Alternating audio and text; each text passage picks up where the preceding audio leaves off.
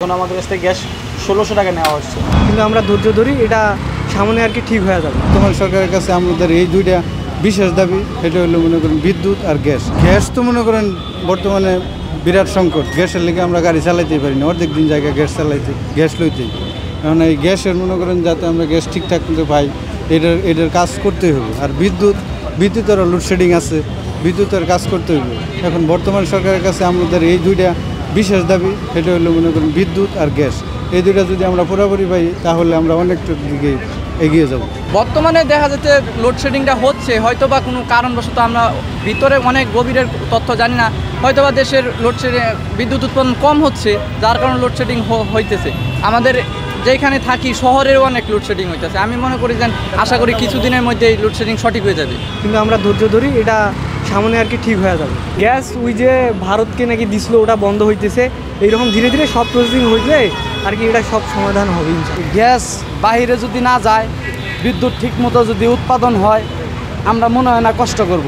সরকারের কাছে চাওয়া পাওয়া হলো সব দিক দিয়ে জানি দেখে, চাঁদাবাজি জানি না হয়, আমরা যেভাবে চলতেছি এইভাবে যখন থাকে। আর জনগণের মধ্যে বলি যে যে সরকার আছে বর্তমান, ওনার একটু টাইম দেওয়া উচিত, সবাইরে ধৈর্য ধরার জন্য আর কি বলতেছি জনগণ।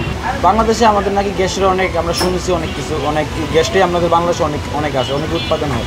তো ওই হিসাবে আসলে গ্যাসটা আমরা ওরকম পাইতেছি না। এখন আমাদের কাছ থেকে গ্যাস ১৬০০ টাকা নেওয়া হচ্ছে, ১২ কেজি এলপিজি এখনও ১৬০০ টাকা আমরা নিতেছি।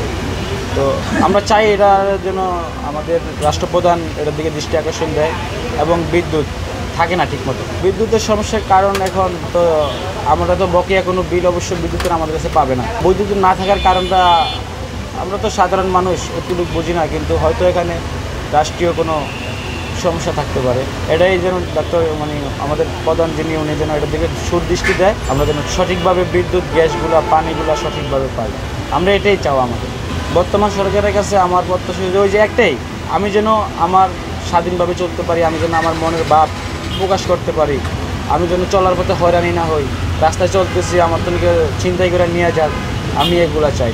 সুস্থ সমাজ, সবাই যেন আমরা এক হয়ে ভালো মতো চলতে পারি, উনি যেন আমাদের এই পরিবেশটা সৃষ্টি করে দিতে দেয়, এটাই ওনার কাছে আমাদের চাওয়া।